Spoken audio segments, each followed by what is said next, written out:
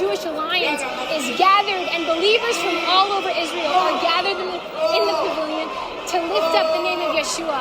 And that's not really welcomed by a lot of people here in Israel. That's not really understood by the ultra-Orthodox community. And we love our Jewish brothers and sisters. We love these people. But the reality is that they don't see Yeshua as the Messiah. A couple years ago, we were here in the same place, and they yelled, "Yeshua is dead," and different things in Hebrew. There was tear gas. I'm grateful that tonight there hasn't been any overt violence. People are yelling, people are... Fuck you, לכי מפה! לכי מפה, לא פה! And so I just want to ask you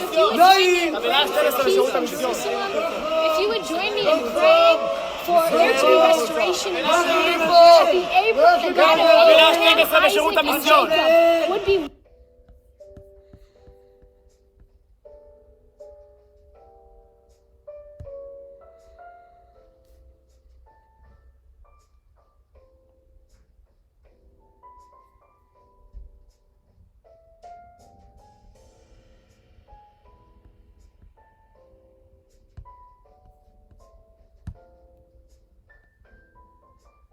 Conservative Christian leaders are calling on Prime Minister Benjamin Netanyahu to stop a bill proposed by members of his coalition to make it criminal to tell people about Jesus in Israel. Our Jerusalem correspondent Daniel Cohen is live near Tel Aviv with more. Good morning, Daniel.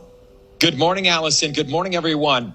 A big story just before, days before Palm Sunday, Good Friday, and Easter. Sacred time for Christians. Two ultra-Orthodox members of Prime Minister Netanyahu's coalition have introduced a bill that would punish believers for sharing the gospel of Jesus with prison time.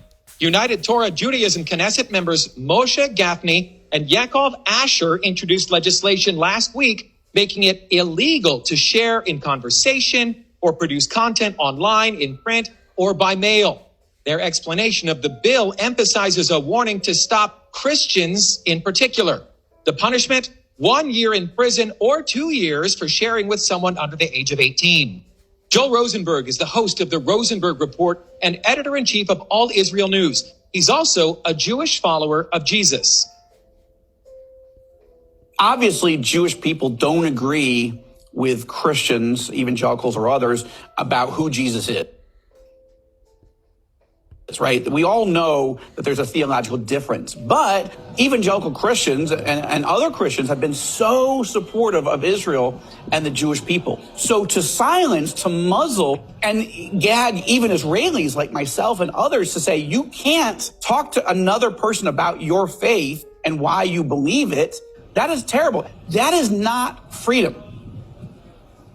Although he doesn't agree theologically, Netanyahu has always been a strong friend of evangelicals, speaking at meetings and believing freedom of speech and freedom for Israel's small Christian community should be protected. Now, should this bill gain traction, it could spark a serious clash with the 60 million evangelicals in the United States and 600 million around the world. Gafni first introduced a ban on evangelism in 1999. It went nowhere. United Torah Judaism is in a stronger negotiating position now, though, since Netanyahu needs to keep the party in his coalition, or it could threaten Netanyahu's ability to remain in power. Allison, back to you. Daniel Cohen, thank you so much.